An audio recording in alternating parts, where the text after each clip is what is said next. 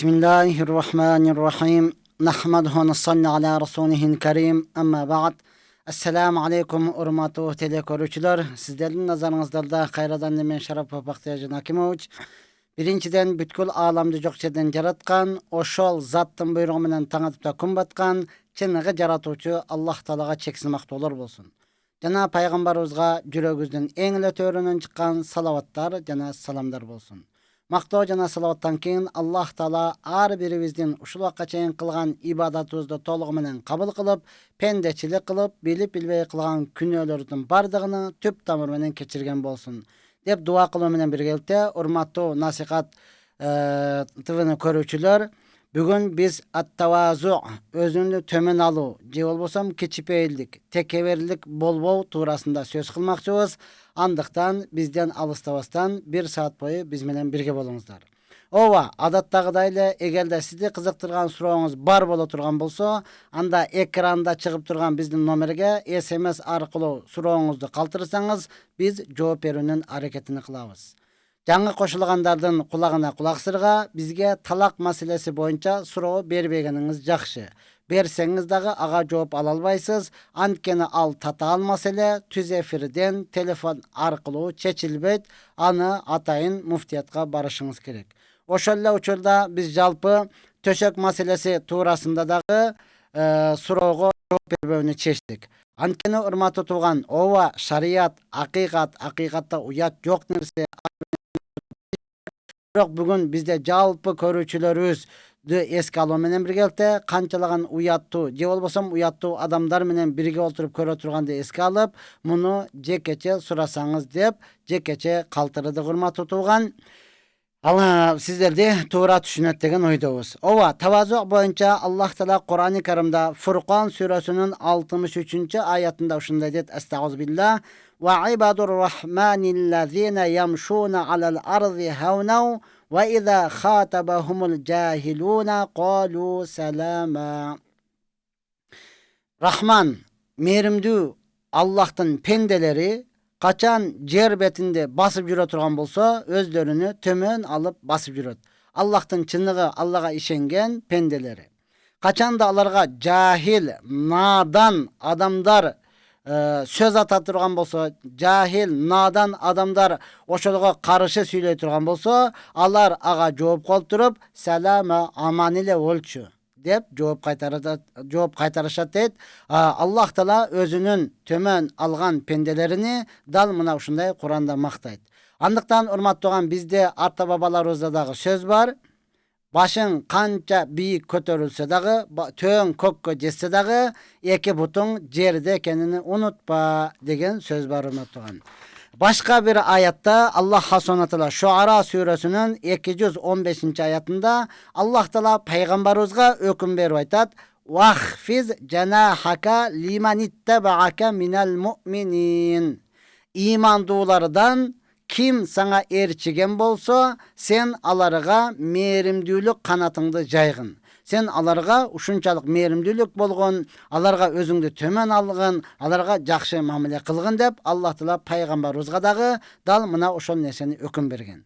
Al emi hadiske kele turgan bolsak, Anas raziyallahu anhu jaş baldarydın janıdan ötüp baratıp durup, oşol jaş baldarga Anas raziyallahu anhu "Assalamu aleykum" dep salam berip durup, ne dedi? Kânen nebiyyü sallallahu aleyhi ve sellem yef'aluhu. Peygamber sallallahu aleyhi ve sellem tirwi kezinde dal uşunday kılat ele deydi. Karaňyzçy, Peygamber sallallahu aleyhi ve sellem bütkül alamga peygamber bolup kelgen bolsa dagı, peygamberlardan en afzalı bolsa dagı, Kurayş urusunun en ataktulardan bolsa dagı, özünü tömen alıp jaş balдар meni taныйt. Özleri çurkap kelip salamdaşat, çurkap kelip körüşet degen jok. Balkim Peygamber sallallahu aleyhi ve sellem oşolarga "Assalamu aleykum" dep salam bergen urmatly tugan. Bul muttafaqan aleyh hadis. Anas ibn Abu Hurayra raziyallahu anhu rivayet kılan hadiste Peygamber sallallahu aleyhi ve sellem aytat: Allah Taala alamga kança peygamber jibergen bolsa, oşolordun bardygy koy kaytargan dedi. Muну укканда пайгамбардын достору сурады, "Сиз дагы кой кайтаргансызбы?" дедиле. Пайгамбар айтты, "Ооба, мен дагы кой кайтарганмын." Демек, урматтуу тууган, кой кайтаруу дагы бул адам баласынын чыныгы адамдык сыфаты. Же болбосом, ошол адамды чыныгы бир сыноодон өткөрүү болуп эсептелинет. Ошол жандыктарга мээримдүүлүк кылган болсо, ошол жаныбарды өз убагында карап, өз убагында суусун берип, чөбүн салып, отун сууп, астын куруктап тазалай турган болсо, демек бул адам баласында андан бир канча эсе мээримдүүлүк кылат деген сөз, урматтуу тууган. Пайгамбарлар дагы дал мына ушундай кой кайтарган. Пайгамбарлар кой кайтарып жүрүп, анан пайгамбар болгон. Пайгамбар болгондон кийин мына ушундай мээримдүүлүктү, мына ушундай кечипейилдүүлүктү жалпы инсаниятка көрсөтүп, сабак берип кетишкен, урматтуу тууган. Эми сахабалардын сөзүнө келе турган болсок, Умар ибн Хаттаб разияллаху анху айтат, качанда адам баласы Алла үчүн инсаниятка пакта коюп, эптеп бир акчасын алып, эптеп бир ошого мамиле кылып жетип пайдаланып калыш үчүн эмес, Алла үчүн кайсы бир инсан адамдарга өзүнү төмөн ала турган болсо, Аллах Таала анын даражасын көтөрөт деген, урматтуу тууган. Я Rabbi, Айша энебиз айтат, албетте силердин бардыгыңар ибадаттын эң жакшысынан гафлетте калып атасыңар. Ибадаттын эң жакшысыны билбей дүйнөдөн өтүп баратасыңар.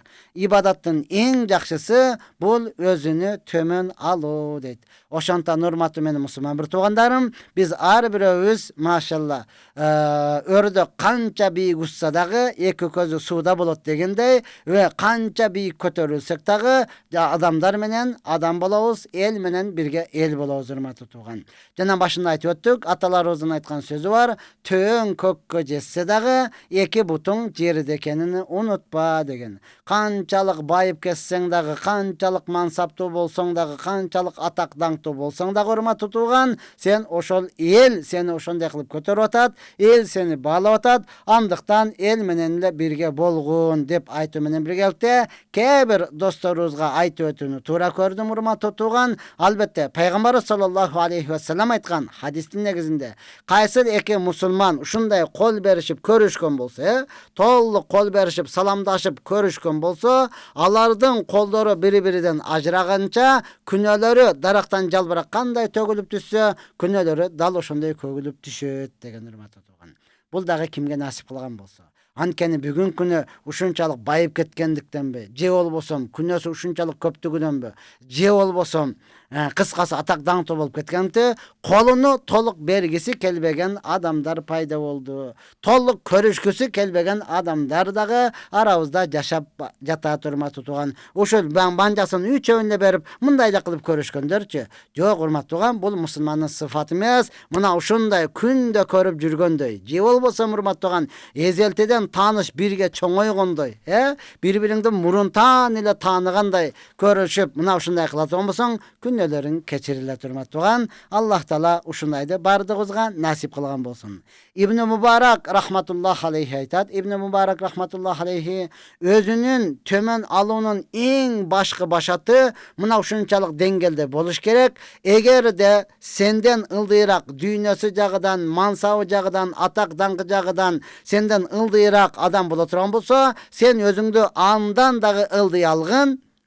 Ал билип калсын, мал байлык бул деген авторитет эмес экендигини, мал байлык дүйнө бул деген адамды жогору кылат экен, жогорулатпайт экен, аны бийик кылат экенин түшүнсүн, бийик кылбайт экендигини түшүнсүн. Мал дүйнөң эч нерсеге жарабайт экендигини бул билсин, урматтуу тууган.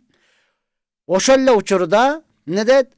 Ибн Мубарак рахматуллах алейхи айтат, эгер өзүнү көтөргөн бай сенден дагы байыраак, сенден дагы мансаптуураак адам боло турган болсо, сен анын алдында башыңды ушунчалык бийик көтөргөн, ал билсин, менин мал дүйнөм, менин байлыгым, менин мансабым эч нерсеге жарабайт экен деп билсин дейт, урматтуу. Муну кыргызчасын айтканда аталарыбыз эзелтен айтып кеткен, ийилгенге ийилгин, башың жерге тийгенче.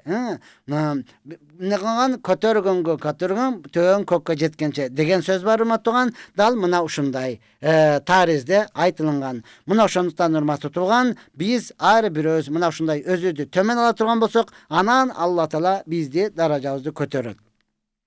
Ал эми пайгамбар саллаллаху алейхи вассаламдын өзүнүн окуясын айтсак, риваят кылынат. Күндөрүн бир күндө пайгамбар саллаллаху алейхи вассалам сафарда болуп калды. Достору менен сафарда болуп, эми курсактар ачканда бир койду союуну өкүм берди, бышырып жегенди. Ошондо сахабалардын бирөөсү айтты: "Эй Алланын элчиси, койду мен союйн" деди.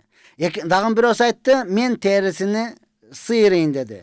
Дагы бирөөсү айтты: "Мен анда пышырайын" дедиле. Төртүнчүсү пайгамбар экен. Пайгамбар эмне деди? "Анда мен отун топтоп келейин" деди, урматтуу. Караңчы. Эң оор жумушту пайгамбарыбыз өзүнө алып атат. Анда мен отун топтоп келейин десе, достору: "Жок, эй Алланын элчиси, сиз жөн эле эс алып отура бериң, мына биз өзүбүз жетиштүүбүз. Баардыгын өзүбүз кылабыз" дедиле. Пайгамбар саллаллаху алейхи вассалам айтат: "Ооба, билем. Силер баардыгыңар өзүңөр жетишесиңер. Бирок силер ошентип аткан учурда, кызмат кылып аткан учурда мен өзгөчөлөнүп, өзүнчө отуруп калууну жек көрөм. Өзүнчө отурбайын, мен дагы кыймылдап турайын. Анткени Алла Таала дагы пенделерин арасында өзгөчөлөнүп, өзүнчө отуруп калган адамды жактырбайт. Мен дагы кыймылдап турайын" деп, пайгамбарыбыз саллаллаху алейхи вассалам дагы дал ошол досторунун катарында эле, пайгамбар катарында эмес, бир жөнөкөй бир кызматчы катарында пайгамбар саллаллаху алейхи вассалам кызматыны кылды. Умар ибн Хаттаб разияллаху анху падыша болуп турган учурда, Амирул Муъминин болуп турган учурда, жалпы момундардын падышасы болуп турган учурда, күндүн ысыгында өзүнүн чапанын башына коюп жатса, бир бала эшек менен өтүп баратат. Амирул Муъминин Умар разияллаху анху ошого карап туруп: балакайым, мени дагы эшегиңе учкаштырып алчы" десе, жанагы жигит Умар разияллаху көрдү дагы секирип эшегиден түшүп туруп, не деди? "Эй Амирул Муъминин, мына өзүңүз эле миниңиз" деди. Дегенде: "Ой, азамат, акылдуу экенсиң" деп шип этип минип алган жок. Балким Умар разияллаху анху не дейт? Жок, сен эшегиңе минесиң, артыңа мен учкашам, мен көздөгөн жерге апарасың, андан ары өзүң кетесиң. Макул болсоң олтурам" деди. Макул дегенден кийин ошонун эшегине Умар разияллаху анху учкашып алып туруп, шаардын ичиге кирди. Шаардагы адамдардын бүт бардыгы бул окуяны көрүштү, урматтуу туган. Туята эл көрүп калса не болот? Болду, токтот, сен кирип кете бер, мен анан кирем деген жок. Бүгүнкү күнү урматтууган ушунчалык деңгээлге жеттик. Эшек оякта турса, матизге минбей калдык. Тикөөнү карагыбыз келбей калды, урматтуу туган. Кече эле өзүбүз ошого жетпей жүрдүк эле. Бүгүн даражабыз бир аз байлыгыбыз көтөрүлүп калдыбы, бир аз чоңураак машина минип калдыкпы деги, мына ушунчалык деңгээлде бой көтөргөндөрдү көрүп калып атабыз. Андыктан урматтуу туган, Аллах Таала ар бирибизди бой көтөрүүдөн сактоо менен биргеликте ошол жалпы инсаниятка бирдей мамиле кылып, не кылып өзүбүздү төмөн алып, колду ушундай бекем кармашып, учурашып, урматтаган бири-бирибизге жакшы мамиле кылууну Алла Таала бардыгыбызга насип кылган болсун. Албетте эми биз алгачкы суроого жооп берүүнү баштайбыз. Ассаламу алейкум. Ne det? Жыланды эмнеге өлтүрсө сооп болот дейт, урматтууган. Анткени жыланды өлтүрсө сооп болот деген сөз зыян бере турган жылан болсо, кара чаар жылан деп коебуз го, урматтуу туган. Ошол инсаниятка, дегеле адамдарга анын зыяндуулугу көп тийгендиги үчүн гана өлтүргөнгө уруксат берген. Ошол жыланды, кара чаар жылан, жыланды, чычканды, чаянды, кабанак итти, анан карганы деп 5 нерсени өлтүргөнгө уруксат берилген, урматтуу туган. Муну сооп болот деп кууп жүрүп өлтүрбөйсүз. Албетте үйүңүзгө келип ошол алдыңыздан чыгып кала турган болсо. Ал эми бизде Кыргызда, урматтуу туган, үйүңүздөн ак жылан чыгып кала турган болсо, анын аты деле жылан. Бирок ага не кыласыз? Кыргызда машалла аппак унду сээп коесуз. Ал ошону жеген бойдон ал чыгып кетет, аны өлтүрбөйбүз. Анткени алардын адам баласына зыяны жок болгондугу үчүн гана. Мына ошондуктан, урматтаган, өлтүрүүгө уруксат берилген. Анан сооп десе кууп жүрүп талаалап аны өлтүр деген эмес, урматтуу туган. Ассаламу алейкум устаз. Кыз бала төрөлгөндө ата энесине кандай милдеттери бар? Ата энесине кыз бала болобу, уул бала болобу, ата эненин милдети эң жакшысы ошого жакшы ат коюштук. Eng jakşı atlardan koyuşluk. Milleti. Andan keyin ul bala bola, kız bala bola urmattırgan, al çoňoýganda dini tarbiýa berişlik. Dindegi jakşı tuğra tarbiýa berişlik bul ata enenin oşoga milleti. Kız bala çoňoýgan bolsa, any jakşı jerge, din bar jerge uzatyp koýuşluk bul ata enenin milleti. Turmuşka beriş degen söz. Turmuşka berdi we ema ata ene aga kiligişmesin, oşol erkekke tapşyrdy we kız dağı eki kübenin aldında men nafsimde tapşyrdım dep aýtyp kübeler uktuňar, uktuk. Uqqandan keyin anan nikah kıyılıp atatugan. Demek ata ene oşoga tapşyrdy we andan keyin kiligişpes gerek. Albatta oşol küýöw bala degele ilimdi, maşallah zulüm kılbagan adam bola turgan bolsa, anan bayagın zulüm kılıp burup içken bola turgan bolsa, sözsüz anda ortaga түшүп kiligişip jaşay turgan bolsa tınç jaşaş gerek. Jaşabay turgan bolsa аны öldürüp kulak murdunu kesişten aldın, аны sözsüz ajratıp alış gerek. Mına oşondoy. Assalamu aleykum, şam namazın ubaqtısında okubay kalsa kuptan namazı menen koşo okup koysa bolobu det. Ova, kuptan namazı kelgenden keyin birinci kuptanды okuysuz, kuptanды okup bütkenden keyin anan şamның kazasyny okup koysoňuz bolaberer turmatdygan. Albatta bul degen söz emi ança munça da kezdeş gerek da Müslümangaça insaniyat turmatdygan okuy albay kandaydyr sebeplerden. Bul arıdayım bunu adat kılışlık özü jakşı nerse emes. Assalamu aleykum ustaz, men jaynamaz alıp okup atam, anda süret düşürülgön, anda Kabanın süretine okşoş eken da birok men namaz okuy başlaganda oşol süretlerden müýüzü bar oturgan nerseler körüne başlayt.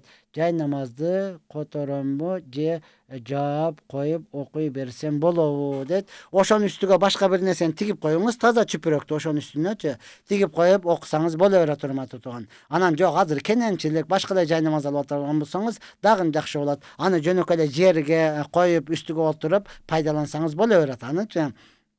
Ana bugün günü bizde mına şunday da jaynamazlarga Kabanın süretini koygan, anı kızıgı olabız Kaba var eken dep. Yok sen anın üstüge oturup alsaň terkutta azim Kabanın uluktuğunu taştoo bol eseptiret da. Bizge din düşmandары je bolsam dindi düşünbögen epde öyle bir akçany paýda kılaýyn degenler mına uşunday kılıp bari nerse kılıp satıp atatırmatygan biznesindagi özü adal jolunu, biznesindagi urmatygan toğra jolunu taşybız gerek. Köpçülük adamlar uşunday Kabanın süretini koysak alışat degenler dagı bar. Anan negizi bul özü başıda din düşmandары kılgan. Uşintip Kabany urmatsız, sıysız, üstüden basıp jüre turgan kılıp koýoýly degen urmatdygan. Mundan saktanış gerek. Bilesizlerbi, muna 2000-nji жылдары plakatlar çykkan dualga ilip koýa turgançy. Kızdın süreti, kız koluna tesben algan, bu ýakka jaynamazdy kuçaktagan, ilatyp koýgan kızdyçy, kızdy ilatyp koýgan, аны alıp kızdygyp bardygız üýüňizge kelip alıp ilip algan künder bolgon da. Kebir adamdan dagı öýünde turat oşol. Karaçy kız ilap atat, imandy eken dep jologon salyp koýganda ilap atat, imandy eken kaçan biz uşunu ilaýbız dep üýüne ilip koýgan. Nege urmat tutugan? Ankene düşmandar bilet, üýde adam balasynyň süreti tura turgan bolsa perişte kirbet. Biz any oýlaganda ele jokbuz. Kolda Kur'an menen körüp alyp turup ele apkel ilip koýduk da kızıgypçy. Bugün güne Allah'tan öttük elhamdülillah. Al etaptan ötkenden keyin bugün jaynamazыбызга mına uşunday. Ne kılıp koýatat? Namazыңız kabul bolsun, ata apa dep ele jyk жазууларды koýatat. Al adamdын köňülini namazdan bura turgan nerseler da. Owa аны jönökele belek kılıp berseňiz bolat. Biroq üstünde namaz okuşluk jakşı emes, karahiyat, makruh, jek görülgen nerseler. Mına şontan hazır jönökele bir ile tüstögü jaynamazlar bola turgan bolsa, süreti dele jok, жазуусу dele jok. Mına şol ansız dele biz namaz okuganda oýlanyp bari jaka ketotpaýly, Ema аны körgönde dagın oýuň aga daga bölünöt, жазууларыny közüň menen okuysun urmat tutugan, tiliň menen okuwasaň deleçi. Mına şonluktan bir tüstögü hiç kanday жазуусу jok jaynamazlar bola turgan bolsa, şariatga ılaýyktуу bolat. Assalamu aleykum ustaz, menin joldoşum Moskva şahrında işteyt, bir yılda bir jolu kelet. Men da kızım menen baraýyn desem ınabayt, bul jerde da işteyin desem da ınabayt. Kanday sunuş bere alasız, Allah'ım razı bolsun det. Albatta küýöňiz, joldoşuňuz bir yılda bir bul köptük kılat. Bul köptük kılat urmat tutugan. Bizde mına şundaýbız da. иштеп аткан болсо эч кимдин аны менен ою дагы жок, иши дагы жок, балдарын таштап кетип калды, Москвада жүрөт деп эч ким дагы сүйлөбөйт да. Неге? Баардыгы айтат, ал иштеп атат, ал акча таап жүрөт депчи. Эми жөнөкөй эле 4 айга оңолуп келейин деп даватка чыкса, баардыгы сүйлөп жатып калабыз. 4 айга кетсе деле аялдар буга дагы чыдабай 4 айга кетип калды деп бул аял заты апасынын үйгө кетип калат. Неге бул 4 айга дават кетти депчи. Мананы караң, 1 жылга кетип атат. 1 жылда 1 келип атат. Алып барайын десе көнбөй жатат. Иштейин десе бул жакта дагы көнбөй жатат. Ал кандай болуп атат? Аны бүгүнкү күнү биз бирибиз дагы ойлонуп койгон жокпуз да. Ошондон эжекем, карындашым өтө сонун суроо бердиңиз, Караң, шарият боюнча 4 айга эле, 4 айга эле. Анткени Умар разияллаху анху Амирул Муъминин падыша болуп турган учурда жөнөкөй кийинип алып туруп түнкүсүн адамдарды айланып кыдырат эле. Ким кандай болуп атат, ким ачка олтурат, ким ток олтурат, кимдин кандай арманы бар, ошону кыдырат эле да. Күндөрдүн бир күндө ошондой келе жатса, бир үйдөн аял затынын ырдаган доошу чыгып атат. Кроваты кыйшылдап, кроваттын үстүндө. Ал аял огородунда ырдап аткан экен. Эгерде күйөөм жанымда болгондо, мынал кроват жөн турбастан кыйчылдап доошу чыгып турат эле деп күйөөсүнүн сагынгандыгыны өзүнчө ырдап олтурган экен да. Муну көргөндөн кийин Умар разияллаху анху барып кызы Зайнаптан сурайт. Кызым, аял заты күйөөсү жок, канча күн чыдай алат дедиле. Зайнап уялды, айта албады. Анан Умар разияллаху айтты, кызым, акыйкатта шариятта уят жок. Акыйкатта Алла Таала Куранда айткан: "Инналлаха ла ястахи минал хак". Алла Таала акыйкаттан уялбайт деп аткан. Уялбай айта берген кызым дегенде, анда дагы кызы уялып туруп, колу менен гана деп көрсөтүп койду. 4 ай экендигин көрсөтүп койду, урматтуу. Ушунда Умар разияллаху анху айткан: "Мен эми адамдарды эч бир жерге 4 айдан ашык жибербеймин. Эч бир сафарга, эч бир согушка, казатка дагы 4 айдан ашыкка жибербеймин" деп чечкен, урматтуу. Бүгүнкү күнү биздин муъмин мусулман өзгөчө даватчыларыбыздын 4 айга чыккандыгы дал мына ушундан. 4 айга. Эми ошентип 4 айга үй бүлөсүгө бардык нерсени калтырып 4 айга кетсе деле, жек көрүп, сүйлөнүп, даватчылар үй бүлөсүнө таштап, бала садакасына карабай деп сүйлөп жатып калабыз да. Аны сүйлөнөрүп үйдөгү аялын деле кетирип жиберебиз да көпчүлүгүчү. Муну караң, 1 жылда 1 келет, эмне кылайын деп атат. Ошондуктан биз жолдошуга айтат элек, мүмкүн болсо аялыңызды ошол жака чакырып алыңыз. Жок болбосо өзүңүз бул жерге келиңиз, урматтуу тууган. Келиңиз. Жок, келе албайм, иштешим керек дей турган болсо, анда 4 айда 1 келип туруңуз. Эң кечиккенде, урматтуу тууган, 4 айда, ошондо 1 квартал болуп эсептелинет да. 4 айда 1 келип турсаңыз, анда аялдын дагы акысыны берген болосуз, урматтуу тууган. Муну ошондо сиз чыныгы эркектин ишини кылган болосуз. Эми мына ошондой кылыш керек. Эми кылбай аткан болсо, аял эжебизге не дейбиз эми, жеңебизге? Сиз ооба, мына ошол нерсени жеткирип, мына ошол нерсени түшүндүрүп, болбосо ачык эле айттың, мен дагы ысык жанмын, сага ачык айтпаса түшүнбөйсүңбү? Кел, сагындым сени деп эле, анда мен барайын, барып эле анан эмне кылайын, өзүм акымды алайын, кайра келейин деп эле айтсаңыз өтө жакшы болот. Жалпы эркектер мына ошол нерсени карап коюшубуз керек, урматтуу мусулман бир туугандарым. Ассаламу алейкум устаз, мен 15 жаштамын, намазды баштаганыма туура 1 жума болду, бирок толук жаттай элекмин, телефон аркылуу окуп жатам. Устаз, ошол туурабы же туура эмеспи? Кеңеш айтсаңыз, кандай бат эмне кылат, жаттаса болобу? Сиз эркек боло турган болсоңуз, машалла, даватка чыксаңыз, каникул учурунда, каникул ошол жөнүндө бат жаттай аласыз. Кыз бала болсоңуз, апа энеңиз менен чогуу чыксаңыз, телефон өчөт, тапшырма бардыгы токтойт, ошол жерде бат эле жаттап коесуз. 3 күн өзү жетиштүү. Ашыкчалык деле кылат балким, урматтууган, бат жаттайсыз. Анан азыр сиздин телефондон окуп жаткандыгыңыз бул туура болбой калат. Ушул учурда сиз азыр окусаңыз боло берет. Азыр мен окуп бүткөндөн кийин куптандын намазы убагы киргенге чейин окусаңыз боло берет.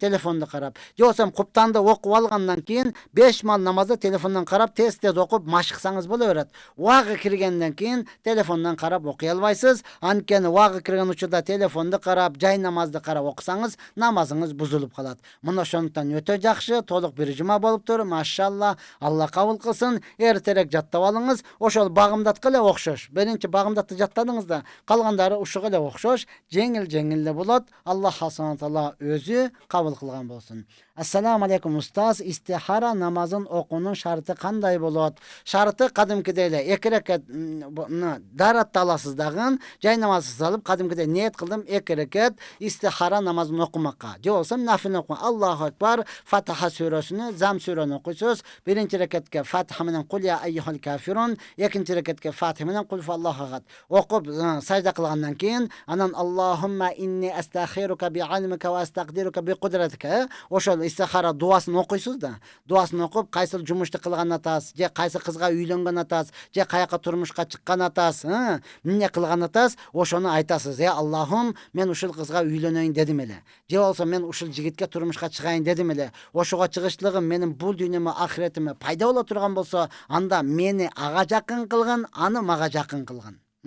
Jumuşka bara turgan bolsoňuz, uşul jumuştu atkarsam bul dünya ahiretime payda bolobу. Payda bolsa maga oşol jеңil kılgın dep suraysız. Eger bul dünya ahiretime ziyan bola turgan bolsa, meni andan, anı menden alыс kılgın dep dua kılasdagın jatasız urmat tugan 3 gün katары menen okuysunuz. Түш көрүш şart emes. Түш көрүш şart emes. Ova түш көргөндө ak түстү көрө турган болсоңуз, же жашыл түстү көрө турган болсоңуз, анда коркпостон ошол жумушту баштап, ошого турмушка чыгып, же ошого үйлөнүүнүн аракетин кыла бересиз урматтуу тууган. Албетте түш көрүш şart эмес. Түш көргөн жоксуз, бирок уйкудан тургандан кийин ошого болгон кызыгуу пайда болуп атабы, анда коркпостон аткара бересиз. Түш көргөндө капкара түш көрө турган болсоңуз, же кыпкызыл түш көрө турган болсоңуз, андан ошол заманат эле экеленбестен болду алыс болосуз. Кайрадан окуп көрөйүнчү, балким башка чыгып калат дебестен, экеленбестен аны таштайсыз урматтуу тууган. Түш көрбөй эле жүрөгүңүз олку-солку болуп туруп, акы-дүкү болуп атабы, анда дагы не кыласыз? Ал жумушту таштайсыз. Мына ошентип сахабалар айткан, пайгамбарыбыз бизге Куранды үйрөткөндөй истихара намазыны үйрөткөн деди урматтуу тууган. Бүгүн чынында эле муъмин мусулман Курал жарагыбыз толук да, эмне кылышымды билбей башым катып калды. Истихара окуу урматтуу тууган. Канны кимди тандашымды билбей калдым. Истихара окуу урматтуу тууган. Барсамбы, барбасамбы түшүнбөй жатам. Истихара окугун урматтуу тууган. Мына ушундай курал жарактарыбыз бар. Алхамдулилlah муъмин мусулманбыз. Бирок өзүбүз билбестен эле анан баш катыбыз жүрөт. Баш катып жүрөт. Ошондуктан истихара намазыны пайгамбар саллаллаху алейхи досторуна Куранды үйрөткөн, муну дагы үйрөнүшүбүз зарыл. Assalamu aleykum. Namazda adaşıp kalıp niyette salamdan keyin ne det? Katanı oңдоо sajdası kılam dep niyet bar bolçu, bирок unutup salam berip namazdı bütürüp koysa kanday bolot? Namazdı bütürüp koygon bolsoňuz urmаттуу tууган, sajdası bar bolup turupçu, anda kayradan wakıt bola turgan bolsa, kayradan okusaňız jakşyrak bolot. Eger de salam, assalamu aleykum rahmatullah, assalamu aleykum rahmatullah degende esiniz geldi, oşol zamanda sajda kılsaňız bola berer urmаттуу tууган. Anan wakıt jok bolup kala turgan bolsa, anda namazıňız tarki wajip, bir wajipti taştoo menen ne kılat? Namazıňız öte beret. Assalamu aleykum damılla, Saliha degendin çeçmelep beresizbi, Allah razı bolsun. Saliha degeni salih. Bu jenski uratı salihtin. Nesi? Jenski uratı saliha. Taptaza. Jürögü dağı. Taza. Oyu dağı. Fikri dağı. Ayrı bir insan taza adamdı özü salih dep koyat. Salihinler, salaf salihin, sahabalarda salihler degen. Anken aladın oyu dağı taza olgan, niyeti dağı taza olgan, jüröktörü dağı çın dilden aladığı çında taza olgan. Muna oşoladın jolunda jürünü bu salih adamları dep koyat urmаттуу tууган. Oşoladın jolga tüşü, Peygamber sallam körsetköndey, sahabalar körsetköndey jaşoonu bu salih dep koyat. Salaf salihinler dep oşolada aytabız urmаттуу tууган. Anan jürögüň kapkara olsa dağı tiliň menen ayta berişlik bu salihlerge koşulbayt. Özüm karolga men duşaň taza bolsa boldu, men jürök menen işenem dey berişlik bu salihlerge koşulbayt urmаттуу tууган. Assalamu aleykum. Kur'an jattap baştap okunu bütüp ulantam dep toktotgon elim, bирок turmuş kurup uda bala töröp ulanta albay jürüm. Күнөө болобу? Жок, күнөө болбойт. Siz murda kança jattagansız, oşonu kaytara beriňiz urmаттуу tууган. Ankene alhamdulillah bugün bizde karılarız toltura. Oşondan bul Kur'an'da başından ayak jattaşlyk bul farz kifayalarga kirat urmаттуу tууган. Ara ayılızda bir karı çıkan bolsa bardığızga жетиштүү bolot degen söz. Albatta özüňiz dagı jatta bola turgan bolsaňız anda nur üstüge nur, kıyamet günde ata-eneňiziň başına altından tajy kiygizesiz. Эми аял затына бир канча эле оор урматтаган, анткени чынын айтканда төрөп калат, турмуштун иштери менен болот, этеккер келет, мына төрөгөндөн кийин нифас каны келет, ага кайталап турушлук өтө кыйын болот. Башынан аяк жаттагандан кийин дагы аны сактап жүрүш бар да, сактай албай унутуп калыш дагы коркунучу бар урматтаган. Ошондуктан сиз мурда турмушка чыкканга чейин канчалык жаттаган болсоңуз болду, ошону такрор кылып, ошону кайталап, ошону менен намазыңызды окуй берсеңиз, албетте сооп болот. Устаз, намаз окуганда балдар айланып өссө намаз бузулабы? Жок, бузулбайт. Сиз намаз окуй бериңиз, балдарыңыз айланып сизди кучактап үстүңүзгө минип алып ойноп жүрө берсин урматтаган. Бизде ушундай да балдарды кууп чыгабыз. Чыга эшикке, мен намаз окуймун, жөн отур. Жок. Балким алдыңызга жай намаздарды салып коюңуз. Сиз окуп атканда алар дагы келип окуй берсин. Кээде алар тапыр-тупур болгондо күлүп жибересиз урматтуу тууган. Ушундай боло турган болсо, анда башынан кайталап мына ошентип, кыскасы сиз окуп атканда балдарыңыз дагы көрүп, өзүнчө ошентип ойной турган болсун да. Алар дагы кел намаз окуп ойнойбуз депчи, биз балдар үй салып ойнойт, конокко чакырып ойнойт, башка ар кандай ойнойт урматтуу. Алхамдулилла, мурдагыдай ичип ойногондор жок болуп калды азыр. Шүгүрчүлүк кылышыбыз керек. Мурда бутылкаларды кармап атасын көргөн да мас болуп келгендигин. Ошентип ойнойт эле. Азыр эми каласаңыз, жолугуңузду салып алып, кыскасы кандай чүпүрөк салган болсо, тапкан болсо, ошону жайып, Аллаху акбар деп намаз окуп, жата калып ойношот. Бул деген өтө сонун көрүнүш. Анткени имам айткан, силер намаз окуп аткан учурда аркаңарда жаш балдардын үнү угулбаса, бул коомдун келечеги коркунучтуу деген да. Мына ошондон бул жаштарыбыз намаз окуп, жаштарыбыз намаз окуганды көрүп чоңоюш керек. Ардыңыздан чуңурка өтүп, үстүңүзгө минип алып, кала берсе балаңыз ыйлап аткан болсо, колуңузга алып алып же аркаңызга көтөрүп алып окусаңыз дагы намаз боло берет. Шарият буга толук уруксат берет. Ассаламу алейкум ва рахматуллахи ва баракату. Устазым, сизден сурайын дегеним, мусулман адамга не дейт, көм көрөсүнөн уктаса болобу же болбойбу дейт. Машалла. Жатканда эле көм көрөсүнөн жатып ала турган болсо, бул жок. Пайгамбарыбыз саллаллаху алейхи вассалам айткан: "Инна хаза жату ахлун нар". Мындай жатышлык дозок элинин жатышлыгы деген. Экинчи бир хадисте айткан: "Инна хаза жату ла юхиббухуллах". Мындай жатышты Алла Таала жакшы көрбөйт деген. Ошондон жатканда эле жаздыкты кучактап алып эле ушундай жата турган болсо, бул жакшы эмес. Дозок элинин жатышы менен ушундай. Алла Таала мындай жатканды көрбөйт. Ошондон сүннөтү оң жамбаш менен жатышлык, болбосом чалкасынан жатышлык, же болбосом сол менен жатсаңыз дагы болот. Мында жүрөк бир аз кысылып туруп, медицина жагыңдан эмне кылат, ден соолугуңузга зыян болушу мүмкүн урматтаган. Ошондон оң жамбаш менен же болбосом чалкасынан жатып уктап калдыңызбы, эми ал жагына Аллах Таала периштелерге өкүм берип, периштелер алмаштырып турат. Ооба, уктап калып билбестен ойгонгондо көмкөрүлүп ойгонгон болсоңуз, анда эч нерсе эмес. Аны периштелер өзү алмаштырып турат да. Кээде бутуң башыңа келип калган болот, кээде эмне кыласың, бул буручту карап, буякты карап жаткансың, бул буручту карап калган болот. Периштелер сиз уктап калгандан кийин сизге кандай ыңгайлуу боло турган болсо, Алла Таала периштелерге айтып, ошентип оодарып турат урматтуу тууган. Эң негизгиси жатканда эле көмкөрөсүнөн жатышлык, бул жакшы эмес, бул туура эмес. Анан бизде баягы кээ бир адамдар ушул хадисти билбейт дагы эмне дейт, үстүңө шайтан үйүлүп кетет экен деп коет го. Мына ошондон бул дозок элинин гана жатышлыгы, мындай жатууну туура көрбөйбүз. Албетте оң жамбаш менен жатышлык бул сүннөт. Ассаламу алейкум ва рахматуллахи ва баракату. Устазым, кийинки суроону берип койсоңуз жакшы болот. Биз буга жооп бердик. Машалла.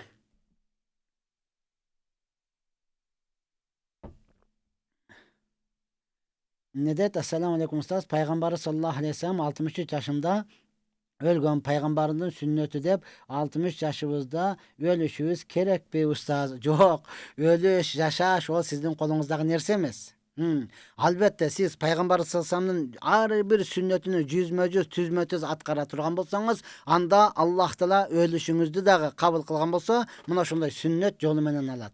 Ölüşüңүздү dagı sünnet katarında ala turmatgan. Kodum ele Umar razıyallahu anhu'nu alganday, anın yüzme-yüz, tüzme-tüz yaşagandықтан, anın ölümü de jaşoosу dagı sünnet boldu, ölümü dagı sünnet bolgan. Dal mına şunday. Bul ölüş sizdiki emas, 63'ke çıkkanda boldu, men ölüşüm gerek, asınıp alıppı je uy içip alıppı. Jok, anda dozokko түшүп каласыз урматтуу тууган. Ol Allah subhanahu taala sizge kança ömür arınagan bolsa, oşogo bardыгына ыраазы болосуз. Balkim ага жетпей каласыз, balkim андан ашкан боло турган болсоңуз, анын дагы өзünün сыйлыктары бар. Аллах Subhanahu hadisi kudisi de aytat, kimden İslam dininde çaçı menen sakalı agargan bolsa, men aga azap berişten uyalam degen. Başka bir hadiste kimden İslam dininde çaçı menen sakalı agargan bolsa, al kol көтөрүп сураса мен бербей коюшка уялам деген урматтуу тууган. Ошол эле учурда чачы менен сакалы агарып туруп күнөө кылыштан неге уялбайт деп пайгамбарыбыз айткан. Эми бул 63-төн өткөндөн кийин бул чачы сакалы агарат. Бул Аллах Тааланын рахматы болуп эсептелинет урматтуу тууган. Мына ошондуктан бул Аллахтын иши. Алла сизге жаратканда канчалык өмүр берген болсо, ошончолук жашашлык сизге милдет. Эртерээк эле өлүп кетейин. Жок, урматтуу. Кече бирөө сурап атты эле, өтө каттуу ооруп калган болсо, ал айыкпас боло турган болсо, ыраазы болуп өзүн өлтүрсө болобу, башка бирөөгө өлтүрсө болобу дейт. Жок, бул дагы урматтуу тууган, кудум эле өзүнү өзү өлтүргөнгө барабар, жанкечтикке барабар. Мына ошондуктан не кылабыз? Биз Алла канча өмүр берген болсо, ошончо жашаганга милдеттүүбүз. Устаз кыздуу болгондо бир кой, уул балалуу болгондо эки кой союп кан чыгарыш керек дейт го. Ушул тууралуу кененирээк маалымат бересизби дейт. Ооба, беремин урматтуу тууган. Албетте, уул балалуу болгондо эки кой союшлук бул сүннөт. Kız balalı bola turgan bolsa bir koy soyuşluk sünnet, peygamberin sünneti. Peygamber sallallahu Ali radıyallahu anh Hasan Hüseyin balalı bolganda, nevreli bolganda oşolar garınap ekekiden 4'tü soygan urmat tugan. Muna oşondan sünnet. 7-nji günü soyosuz, 7-nji günü şartınız bolboy turgan bolsa 14-nji günü anda bolbosa 21-nji günü soyuşluk sünnet. Bizdikiler muna ошондой да, больницадан келмейинче, же болбосо 40 чыкмайынча сойбой жүрө берет. Неге балабызды комага түшүп калды, андан ошон үчүн, ошол оорусу жеңилирээк болуш үчүн муну 7-нji күн муздаш керек. Бала ыйлабай чоңоюш үчүн 7-нji күнү муздаш керек урматтуу тууган. Шарты жок, Алла Таала көрүп турат, анда эч нерсе эмес. Карыз алып, карызга батып, анан союштуңуз зарыл нерсе эмес урматтуу тууган.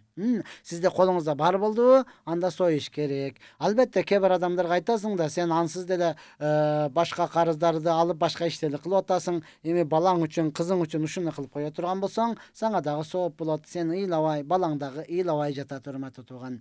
Анан ыйлабай келечекте моюн сунуп, ата-энага баш ийип жашашлыгы дагы дал мына ушулар себеп болот. Эртерээк басып кетишлиги себеп болот урматтуу тууган. Анан бизде тушау кести кылат го, баса албай жыгыла берет экен. Жок, ал шариатта жок нерсе. Мен мына алхамдулилла бизде өзгөчө Баткенде бул тушау кести адатка айланган эмес, Карабак айылынан болобуз. Андай жок да. Ошол айыл боюнча кээде гана бирөө же экөө кылып калбаса, калган эч ким тушау кести кылбайт. Кудага шүгүр, талтаңдабайлы, же болсо мөдүрөлүп жыгылбайлы, эл катары басып жүрөбүз урматтуу тууган. Мына ошондуктан биз сүннөткө ылайыктуу гана амалдарды кылсак жакшы болот. Ассаламу алейкум устаз. Ата-эне баланы ак кылдым деп койчу эле го. Ата-эне балага ак болобу дейт. Ак кылдым деген сөз урматтуу тууган, мен балалыктан кечтим деген сөз. Өтө жаман сөз. Алла кечирсин урматтуу тууган. Бул күнөөлөрдүн эң чоң күнөөсү. Ооба, ата-эне жөндөн жөн эле баланы ак кыла бербейт. Канча кыйнап, кыскасы мына ушунчалык жеткирген болсо, өзгөчө тойгозгон болсо, ар бир адам келип эле балаң антте, балаң мынтте мындан дей бере турган болсо, ошондо анан айтат, менде мындай балам жок, мен баламды ак кылдым деп айтат да. Урматтуу тууган, мына ошондон бул өтө чоң күнөө. Ата-энедей мээримдүү, негизи Аллах Тааланын мээримден кийин эле эненин мээрими да, ата-эненин мээрими урматтуу тууган. Анан ушундай мээримдүүдү дагы ага жеткирген болсо, мындай адамдан Аллах Таала өзү сактасын, мындай баладан Алла өзү сактасын. Ошондон Давуд алейхиссалам, Сулайман ибн Давуд алейхиссалам дагы, Давуд пайгамбар дуа кылган экен: Аллахум, мен сенден мага башчы боло турган, мени башкара турган баладан сакташыңды сураймын деген экен да. Баланы дуа кылганда да урматтуу тууган, мага баш ие турган, менин ата экенимди биле турган бала бер, перзент бер. Мага башчы боло турган, мени башкара турган, мени карыялар үйгө таштап кое турган баладан сактагын деп ар бирөөбүз дуа кылышыбыз керек. Ооба, буга чейинки биздин чоң аталарыбыз бардыгы дуа кылган. Дуа кылган урматтуу тууган. Азыркы аксакалдарыбыз дуа кылбаган. Ошондон Кыргызда карыялар үйү пайда болуп калды. Ya Allah, öte ökünüçtүү nерсе. Эртең биз дагы дуа кылбасак, биздин балдарыбыз кандай чоңойот? Биз өмүрүбүздүн акырында кандай жерде жашап өтөбүз? Ошондуктан биз сөзсүз дуа кылышыбыз керек. Биз кыргыз, я Allah, боз үйдүн ичинде эле жашап келгенбиз. Ата, бала, эчки баары эле жашап келгенбиз. Боз үйдүн ичиге эле батышып келгенбиз. Козусу дагы, кызы дагы дегендей элечи. Эгер уyu сийип жибере турган болсо, тос деп күл менен тосуп коюп эле боз үйдүн ичинде жашап келгенбиз. Бүгүн эми этажга батпай калабызбы? Бүгүн бөлмөгө батпай калабызбы, урматтуу тууган? Албетте дуа кылбай койдук. Өзүбүздүн каныбыздан жаралган балабызга жакпай калабызбы? Өмүрүбүздүн акырында дал ошентип карыялар үйдө калабызбы? Жок, бул өтө өкүнүчтүү. Я Allah, Allah Teala баарыбызды сактасын. Баардыгыбыз бала сураганда, перзент сураганда дал мына ушундай моюн суна турган, бизди башкарбай турган, бизге башчы болбой турган, балким качан болсо дагы боптур ата дей турган, боптур эне дей турган балдарды тарбиялап өстүрүшүбүз керек. Ошондойду Аллахтан сурашыбыз зарыл нерсе. Ассаламу алейкум. Телефондон оюн ойноп акча алса, тапса адалбы дейт. Оюндун түрүнү караш керек, урматтуу тууган. Негизден телефондо көп нерселер ал арамга айланат. Мына ошондуктан муну толук жолдоруну караш керек. Карап туруп эле жок арам деп койгомду. Кандай оюн болушу мүмкүн алчы? Мисалы, эки досуң оюн кылды, кимиң устсаң мен берем деди. Телефондо болушу деле мүмкүн, урматтуу тууган. Анда адал болот. Анан сиз билбей туруп эле эмне кылдыңыз? Азыр оюнунда түрү дагы көбөйдү да, онлайн сатып алып, анан ушундай кылып дей турган болсо, алардын көпчүлүгүнүн түрү арам болот. Ошондуктан жеңил тамактабыштыктан баардыгыбыз сактанганыбыз жакшыраак. Ассаламу алейкум устаз. Биз көп жылдар чылым сигарет сатып соода кылганбыз. Азыр токтотконбуз. Күнөө болбойбу? Азыр ошол сооданы баштасакпы деп турабыз. Күнөөгө батпайбызбы? Күнөөгө батасыз, урматтуу тууган. Күнөөгө батасыз. Ошондуктан адал нерсе толтура адал соода кылың, береке болот. Арам соодада акчаңыз көп болот, берекеси жок болот. Байып аткандай эле өтө көп соода кылып эле клиенттериңиз көбөйүп алып эле атат, бирок карыздан башыңыз чыкпайт, путуңузга тура албайсыз, урматтуу. Карасаңыз бирөөлөр жөнөкөй эле урук сатып отурат, пияздын уругу, дагы ашкабактын уругу, зире болбогону бир кичине эле бир нерселер сатып алат, кашыктап элечи, мурч сатып отурат кашык менен эле, ошого окшогон кичине элени сатып отурат. Карасаң, ошол адам бутуга туруп, ошол адам сизден жакшыраак жашап атат да. Сиз пачка керек болсо, машина, КамАЗдарды, жүктөрдү өткөрүп атасыз, тияктан келип атат, буга ташып атасыз, бирок ошончолук жашооңуз жок да, урматтуу тууган. Неге? Анткени арамда береке болбойт. Адал нерсе аз болсун, берекелүү болот. Ошондуктан адал менен соода кылыңыз. Мурда токтоткон болсоңуз өтө жакшы, урматтаган. Өткөндөгүлөргө бардыгына не кылыңыз? Тобо кылып кечирим сураңыз. Алла Таала кечирүүчү зат. Ассаламу алейкум. Кутманкеч устаз, махырга Куран курска окутуңуз деп сураса болобу же сөзсүз буюм сураш керекпи дейт. Өтө сонун болот да. Өтө сонун болот, урматтуу тууган. Мени Куран курска окуңуз, менин махырым ушул. Мен Куранды бүткүчө мага тийишпей туруң десеңиз, кандай сонун, Ушундай кыздарыбыз бар, ушундай карындаштарыбыз бар, ушундай эжелерибиз бар, жок эмес бар. Өтө аз да, урматтуу тууган. Ушулар бар, ушулардын шарафатынан биз жашап атабыз. Пайгамбардын доорунда билесизби? Махырга Куран берген да, махырга эмне бересиң десе, бере турган эч нерсе жок. Курандан канча жаттагансың? 10 сүрө жаттагам, ошону берем деген. Болду, ошого эмне кылган? Махырын берген. Азыр сиз бүгүнкү күнү, урматтаган, мени Куран окутканга, илим окутканга десеңиз, эмне үчүн болбосун? Өтө сонун болот, урматтуу тууган. Өтө сонун болот. Аллах Таала өмүрүңүзгө береке берсин. Ассаламу алейкум устаз. Не дейт? Ишим эч жүрүшпөй жатат. Кеңешиңизге муктажмын дейт. Ишим эч жүрүшпөй жатат, кеңешиңизге муктажмын. Я Рабби, мындан 10 жыл мурда менмин деген бизнесмендердин бирөөсү чакырды. Мен медресени жаңы бүткөн учурумда. Барсам, ал дагы ошо айтат, 10 жыл мурдагы сөз. Ошол учурда $300,000 оборот кылат экен. Ошонун дагы иши жүрүшпөй жатты да. Ошол айтат, жолумду ачып бериңиз, ыраазы кылам дейт. Элестет эми, $300,000 оборот кылган адамдын иши жүрүшпөй, жолу ачылбай жатыптыр. Ana men жол ачып бере турган болсом, ал мени ыраазы кылат экен. Элестетиңем. Я Алла. Анан ошондо Аллах Таала фикир салып, ошондо айттым да, Аллах Таала Кур'ан-ы Каримде айткан. Я айюхаллазина аману тақуллаха ва кулу кавлан садида. Ey iman keltirgenler, seler Allah'dan korkula, anan tuğra sözlü süylөгүлө деген. Boptur, Allah'dan korktunuz, tuğra sözlü süylödünüz. Endi emne oldu? Allah Taala ayattın ulandısında aytat, yuslih lakum a'malakum ve yaghfir lakum zunubakum. Allah Taala işiңерди оңдойт, анан күнөөңөрдү дагы кечирет деген да. Ошондо айттым эле, урматтуу бир тууганым, жолуңузга эч ким жатып алган жок. Жол болсом жолуңузга эч ким танканап келип койгон жок, ишиң жүрүшпөдүн жусу атып жок кылып берем деген жок. Балким сиз Алладан корккон жоксуз, же туура сөздү сүйлөгөн жоксуз деп анан ага толук түшүндүрүп айтып берип, рахмат түшүндүм деди. Эми чыгып жөнөсөм, кечире сизден бир нерсе сурасам болобу? Бир нерсе айтсам болобу сизге деди. Ооба, айта бериңиз. Десем ошол айтат, сизге барыштан алдын өтө ойлондум дейт. Өтө ойлондум. Көз ачыктарга барсамбы, же молдолорго барсамбы?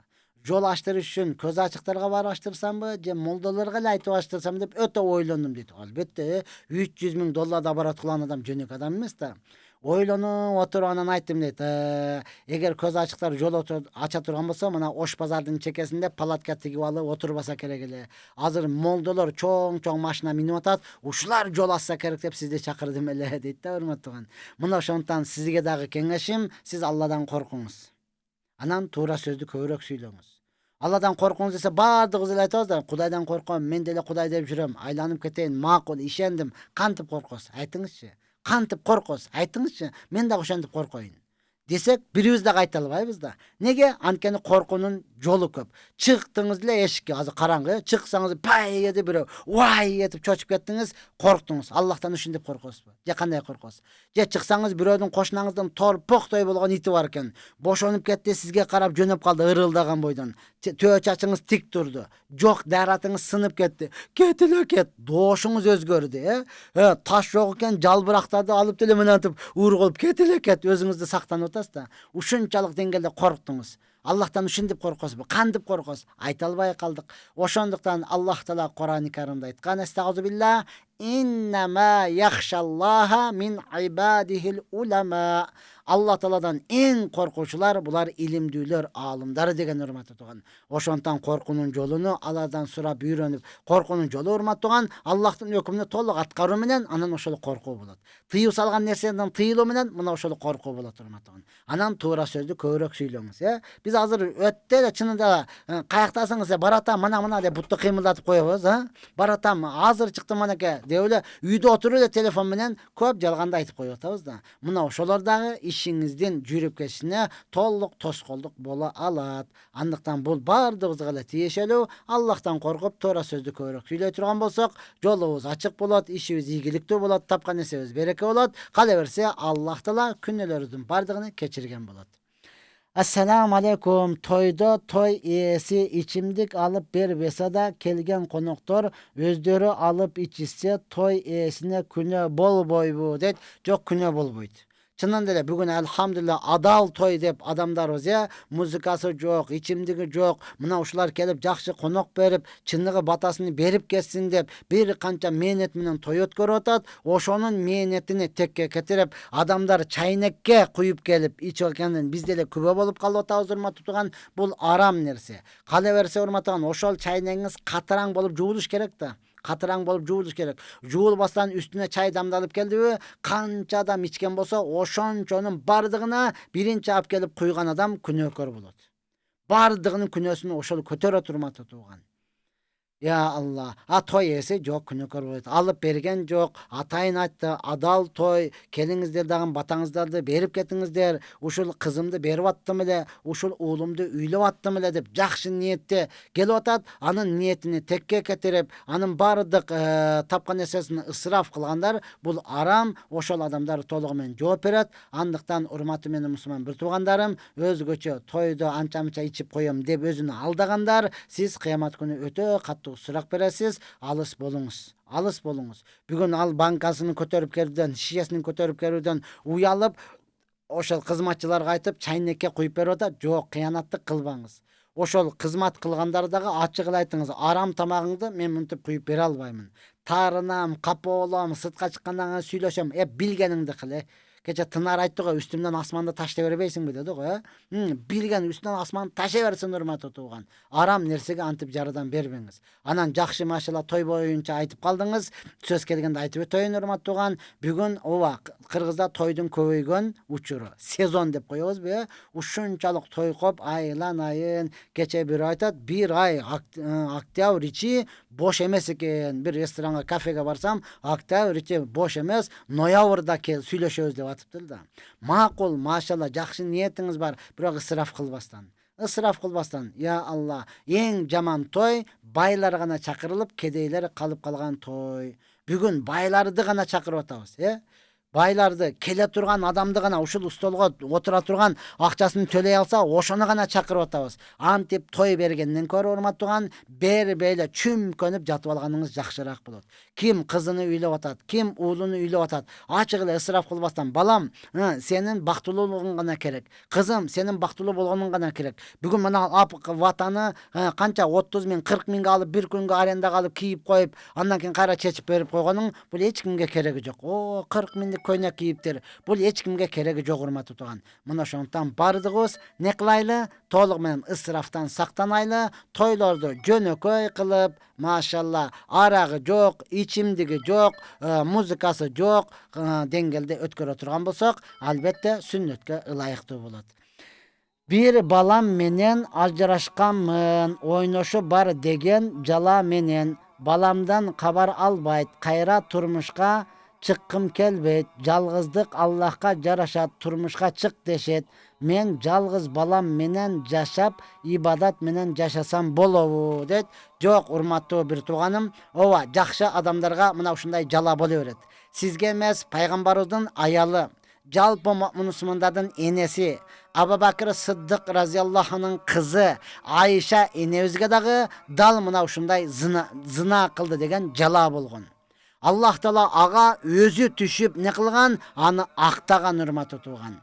Я Алла, кала берсе Юсуф пайгамбарга жала болгон, Зулайка энебиз, мен ушундай кылды деген, урматтуу тууган. Эң Аллахтын сүйкүмдүү пенделерге мына ушундай жала болот. Ошондон урматтуу эжем, же болбосом карындашым, Алла сизди жакшы көрөт экен. Бир балаңыз менен ажырашыпсыз, сизге мына ушундай жала болуптур. Эч нерсе эмес, урматтуу тууган. Аллага кайрылыңыз, толугу менен Аллахтан сураңыз дагы, кайра турмуш курунун аракетин кылыңыз. Албетте жалгыздык Аллага гана жарашат.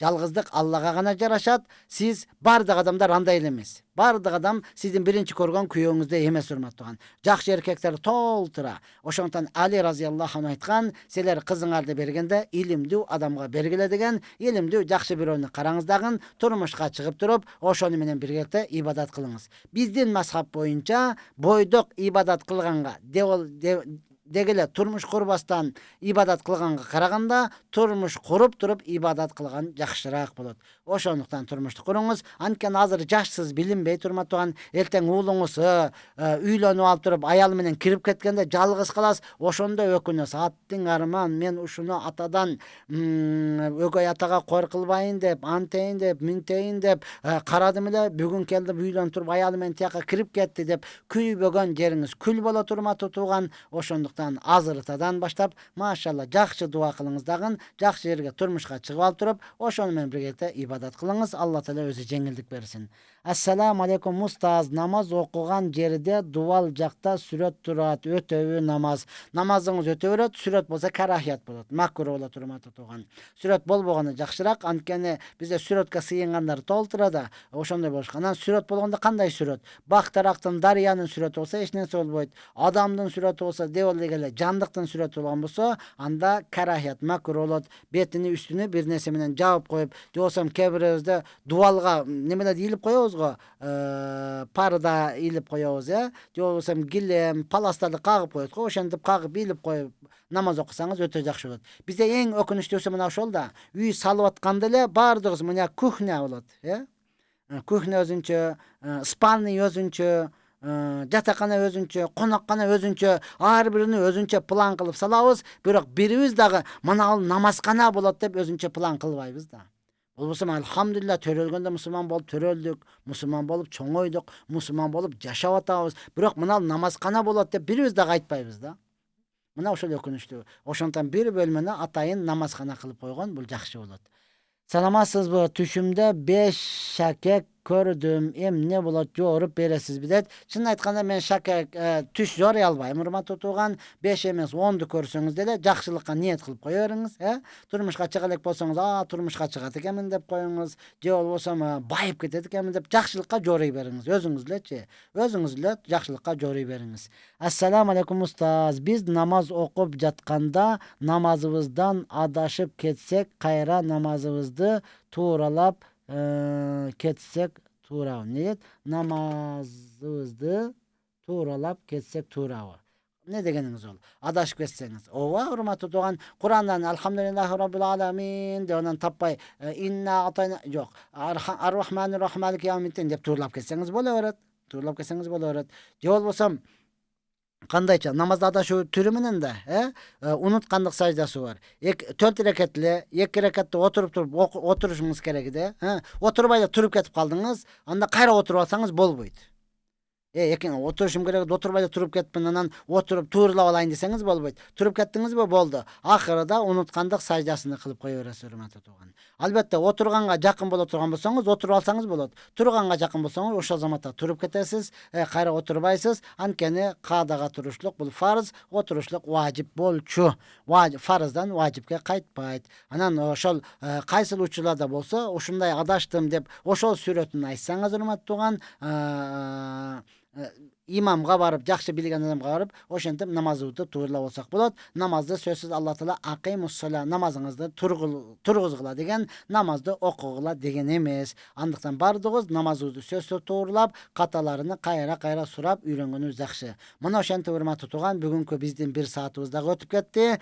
Я Алла, убакыт деген убакытты сен кеспесең, убакыт сени кесет, убакыт бир кылыч деген урматтуу тууган. Аллах субхана таала айтылган сөздөрдүн бардыгына амал кылуу менен биргеликте ар бирөөбүздүн машрур болгон иштериңиздерге ийгилик, тапкан нерсеңиздерге береке, үй бүлөңүзгө тынчылык берсин. Кыйынкы эфирден кайрадан жолукканга чейин Аллах Таала ар бирибизди сак саламатта калтырсын. Ва ахири дa'wana алхамдулиллахи раббил аламин. Ассаламу алейкум ва рахматуллахи ва баракатух.